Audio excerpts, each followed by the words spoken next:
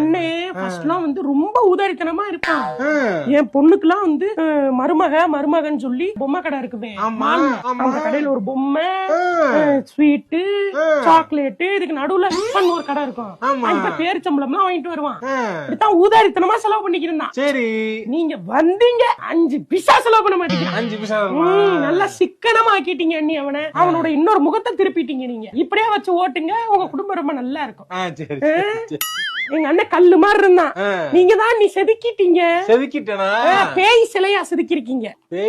ஈவிலா மாறிட்டான். ஈவிலாவா? அந்த பிஸ்னாரி ஆயிட்டான். என்ன புகழ்றாளா இல்ல சும்மா கரிச்சு குடிக்க போறாளா? அப்ப எனக்கு தெரியவே மாட்டேங்குது. உங்க அண்ணன் தான் மெயின் வில்லனே. உங்க அண்ணன் தான் தெரியுமா? அவன் எப்படா அந்த குடும்பத்தை விட்டு எஸ்கேப் ஆகலாம், செலவு ஃபுல்லா குறைக்கலாம்னு பிளான் பண்ணிட்டே இருந்தான். நான் வந்தோடனே என்ன சாக்கா வச்சு ஃபுல்லா சட்டப்படி அடைச்சுட்டான். அது என்ன வில்லியா மாதிரி இருக்காங்க வீட்டுல. என்னடி அவ ஏதாவது கேட்டாளா? காசு கேட்டாளா?